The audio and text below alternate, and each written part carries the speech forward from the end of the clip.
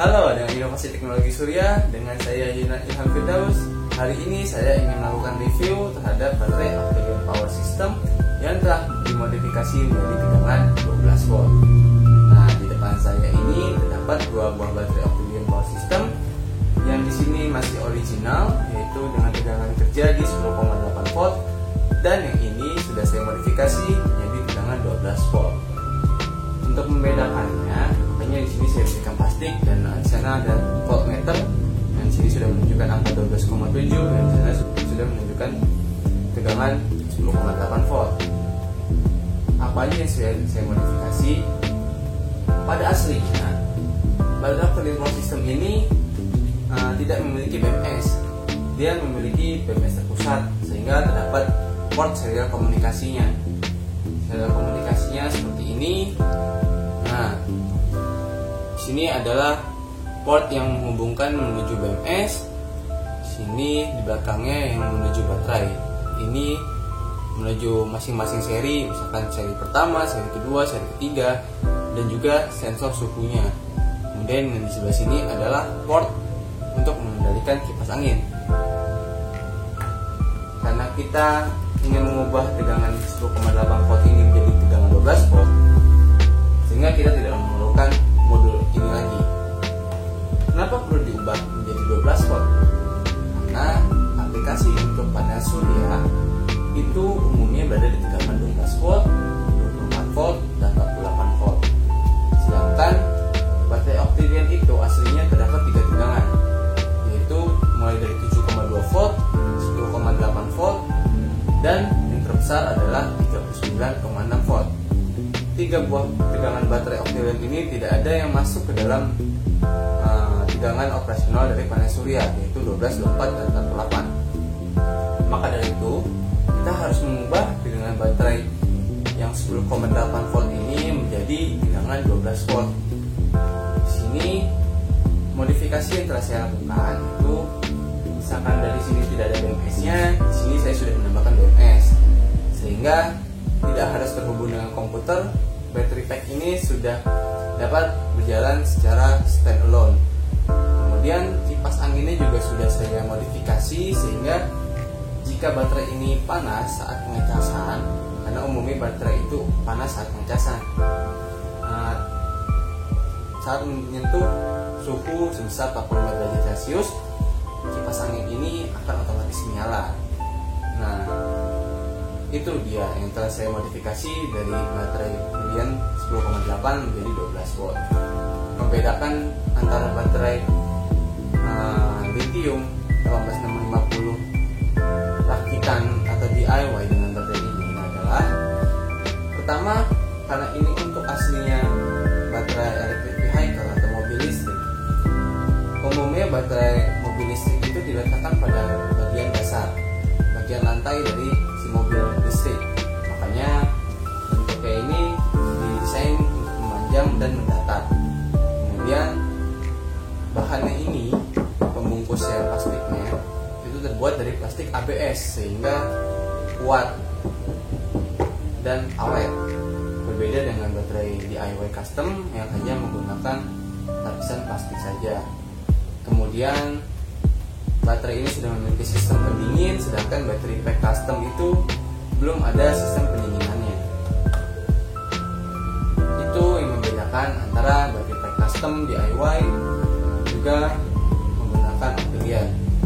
Tidak lupa juga, baterai Optelion ini menggunakan sel baterai 18650 dengan merek Samsung. Jadi kualitasnya tidak perlu dikhawatirkan lagi. Sudah pasti real capacity dan saya kira lebih awet, lebih bagus. Baterai ini karena sudah dimodifikasi, pasti tentunya spesifikasinya berubah. Aslinya baterai Optelion Power System yang 10,8 volt ini memiliki kapasitas sebesar 190 Ah. Sedangkan yang telah saya modifikasi dengan tegangan 12 volt, kapasitasnya berubah menjadi 220 Ah. Itu kapasitasnya menjadi lebih banyak. Sedangkan kalau kita bandingkan dengan baterai VRLA itu untuk kapasitas 200 Ah itu beratnya minimal 50 kilo ke atas. Berbeda dengan baterai Octelion ini yang paling beratnya itu kisaran 20 sampai 25 kg. Jadi bisa hampir setengahnya beratnya dari baterai lithium 200 Ah ini. Kemudian juga kita bisa bandingkan dari kapasitasnya. Misalkan di sini baterai lithium, dia itu lebih aman, dia bisa kita gunakan sampai habis gitu. Kalau misalkan baterai VRLA itu nggak boleh kita gunakan sampai habis gitu, karena nanti baterai VRLA itu kalau sudah drop kita nggak bisa ngecas lagi, nggak bisa kita perbaiki gitu. Kalau misalnya ini kita pakai sampai habis masih bisa kita cas. Kemudian untuk kita misalkan baterai ini mau disimpan dulu deh 2 bulan 3 bulan gitu, masih oke, masih aman. Berbeda dengan baterai VRLA.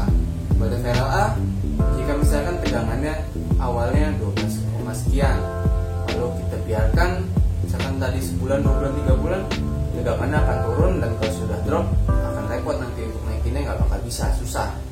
Sedangkan ini kalau misalnya kita simpen lama, kita mau pakai lagi, tinggal kita cas, masih bisa, masih aman. Lalu untuk menggunakan baterai ini ke dalam sistem PLTS kita tuh gimana caranya? Ya sebenarnya simple, tinggal pakai NP aja, kita masukin plus minusnya. Tapi dengan catatan SCC-nya itu harus yang sudah mendukung untuk menggunakan baterai lithium. Karena jika tidak mendukung lithium, dikhawatirkan tegangannya itu nanti akan melebihi batas maksimal dari baterai lithium. Karena baterai lithium itu maksimal tegangannya itu ada di kisaran 12,6 sampai 12,7. Sedangkan kalau baterai VRLA itu saat pengecasan itu bisa sampai menyentuh 14 volt. Nah, itu kalau misalnya 14 volt masuk ke sini, harus selesai baterai lithium ini. Itulah mengapa harus menggunakan yang sudah support baterai lithium. Nah, kalau inverternya gimana? Inverternya mah sama aja, bebas. Kita mau pakai yang berapapun sesuai dengan kebutuhan kita. Nanti baterai juga menyesuaikan kapasitasnya.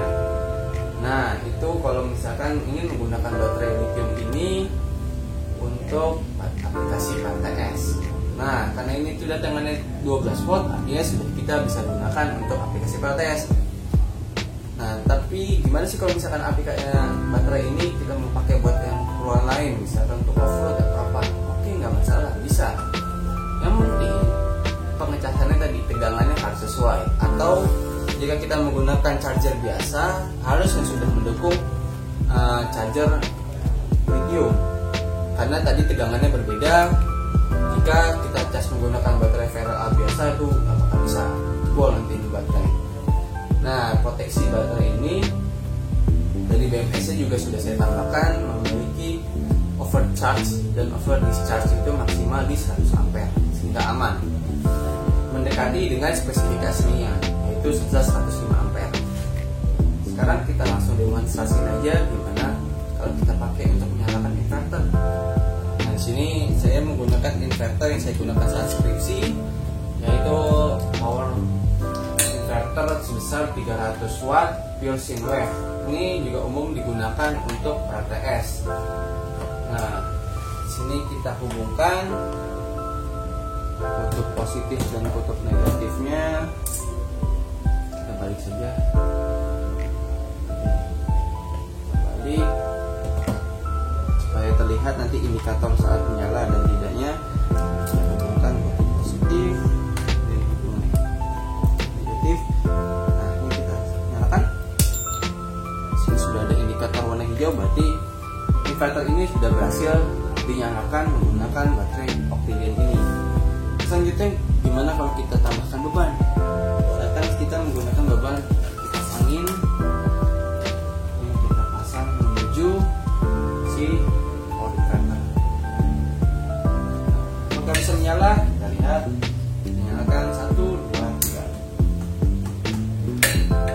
Nah, tegangannya masih 12,7 dan kipas anginnya menyala. Artinya power yang disediakan oleh baterai Octelion ini sudah berhasil menyalakan inverter, dan hasilnya juga dapat diubah kembali menjadi tenaga tegangan AC untuk menyalakan kipas angin. artinya tegangan baterai Octilink ini sudah berhasil berubah menjadi tegangan 12 volt. Nah, kalau misalkan ini mau diseri dengan baterai Octilink lain tegangan sama untuk mencapai 24 atau 48, ya nggak apa-apa, masih it's okay, bisa. Nah, kita cari baterai yang sejenis karena kita harus mengejar BMS yang sama sesuai. Tinggal kita hubungkan seri atau paralelnya. Itu kira-kira untuk demonstrasi baterai Octilink ini. Oke, kurang lebihnya mohon maaf, semoga bermanfaat. Terima kasih.